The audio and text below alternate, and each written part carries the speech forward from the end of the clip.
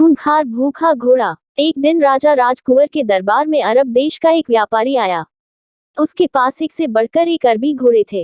व्यापारी ने हट्टे कट्टे और तंदुरुस्त अरबी घोड़ों की राजा राजकुंवर के सामने इतनी तारीफ की कि उन्होंने फौरन उन घोड़ों को खरीदने का मन बना लिया।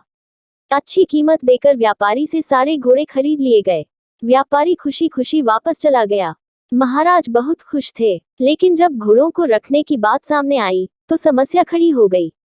सारे अस्तबल पहले से ही भरे हुए थे, उनमें नए घोड़ों को रखने का स्थान नहीं था।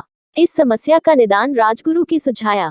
राजगुरु ने महाराज को परामर्श दिया कि जब तक इस घोड़ों को रखने के लिए नया अस्तबल तैयार न हो जाए, क्यों न एक एक घोड़ा हम मंत्रियों, दरबारियों और प्रजा में बांट दे।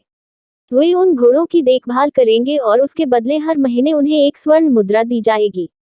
महाराज को राजगुरु की ये सलाह जंच गई और उन्होंने वे घोड़े अपने मंत्रियों और दरबारियों में बंटवा दिए। जो घोड़े बचे वे प्रजा में बांट दिए गए। महाराज का आदेश था, इसलिए सब लोग चुपचाप घोड़े लेकर अपने अपने घर चले गए। एक स्वर्ण मुद्रा में उन घोड़ों के चारे का प्रबंध करना और उनकी देखभाल करना बहुत कठिन था, लेकिन वे राजसी घोड़े थे, इसलिए उनकी देखभाल में कोई कोताही नहीं बरती जा सकती थी। सब अपना पेट काटकर घोड़ों की देखभाल करने लगे। एक घोड़ा तेनालीराम को भी मिला। उसने वह घोड़ा अपने घर ले जाकर एक छोटी सी अंधेरी कुटिया में बांध दिया। उस कुटिया में छोटी सी एक खिड़की बनी हुई थी। उस खिड़की से तेनालीराम रोज शाम थोड़ी सी सूखी घास घोड़े को खिलाया करता था। घोड़ा दिन भर भूखा रहता था, इसलिए जैसे ही शाम को खिड़की से सूखी घास देखता, लपक कर उसे खा जाता। दिन बीतते गए और वह दिन भी आया जब अरबी घोड़ों का अस्तबल बनकर तैयार हो गया। जिन मंत्रियों, दरबारियों और प्रजा के पास अरबी घोड़े थे, उन्होंने चैन की सांस ली। इतने दिनों में घोड़ों की देखभाल के कारण सबके घर का बजट बिगड़ गया था, कईयों पर कर्ज चढ़ गया था। खैर, वे घोड़े लेकर राजमहल पहुंचे। इधर तेनालीराम जब राजमहल पहुंचा तो उसका घोड़ा नदारद था। महाराज के पूछने पर वह बोला, महाराज क्या बताऊं, वह घोड़ा बहुत ही ज्यादा खूंखार हो गया है, किसी पर भी हमला कर देता है। मुझ में तो इतना साहस नहीं कि उसके अस्तबल में घुस पाऊं, इसलिए मैं उसे नहीं ला पाया। महाराज कुछ कहते इसके पहले राजगुरु बोल पड़े, महाराज तेनालीराम की बात पर विश्वास नहीं किया जा सकता। अवश्य घोड़ा सही सलामत नहीं है, इसलिए तेनालीराम बहाना कर रहा है। हमें वहां जाकर वास्तविकता का पता लगाना चाहिए। महाराज ने राजगुरु को कुछ सैनिकों के साथ तेनालीराम के घर जाकर घोड़े को लाने का आदेश दे दिया। राजगुरु सैनिक लेकर तेनालीराम के घर पहुंच गए।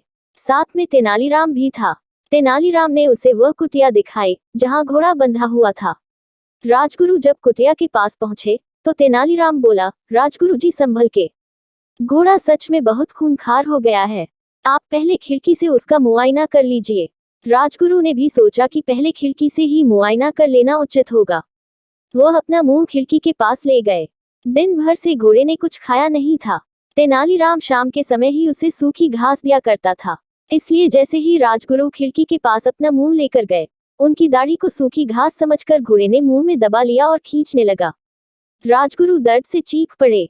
यह देख तेनालीराम बोला, मैंने कहा था न राजगुरु जी की घोड़ा बड़ा खूंखार हो गया है। राजगुरु क्या कहते, बस दर्द से चीखते रहे और अपनी दाढ़ी छुड़ाने का प्रयास करते रहे, किंतु भूखा घोड़ा भी दाढ़ी छोड़ने तैयार नहीं था। आखिरकार सैनिकों द्वारा तलवार से दाढ़ी काटकर अलग कर दी गई। तब राजगुरु की जान छूटी। उसके बाद राजगुरु ने सैनिकों को आदेश दिया कि वे घोड़े को पकड़कर राजमहल ले चलें। घोड़े को राजमहल में महाराज के सामने ले जाया गया। राजा ने जब घोड़े को देखा तो आश्चर्यचकित रह गए। इतने महीने ढंग से कुछ खाने पीने को न दिए जाने के कारण उसका शरीर सूख गया था और वह एकदम मरियल दिख रहा था। अपने घोड़े की ये हालात देख महाराज बहुत क्रोधित हुए और तेनालीराम से बोले, ये क्या हालत कर दी तुमने घोड़े की। तेनालीराम बोला, महाराज एक स्वर्ण मुद्रा में मैं इसे जितना दाना पानी दे सकता था उतना मैंने दिया, बाकी लोग आपके डर से अपना पेट काट काट कर घोड़े की देखभाल करते रहे। वह आगे कहता गया, महाराज राज्य के राजा का धर्म प्रजा की देखभाल करना है, न कि उन पर अतिरिक्त बोझ डालना। इन घोड़ों की देखभाल करते करते और उन्हें बलवान व तंदुरुस्त बनाए रखने में आपकी प्रजा दुर्बल हो गई है। आप ही बताएं महाराज, क्या ये उचित है। महाराज को तेनालीराम की बात समझ में आ गई और उन्हें अपनी भूल का एहसास हो गया। अपनी इस भूल के लिए उन्होंने सबसे क्षमा मांगी और उन्हें इन महीनों में हुए खर्चों की भरपाई भी दी।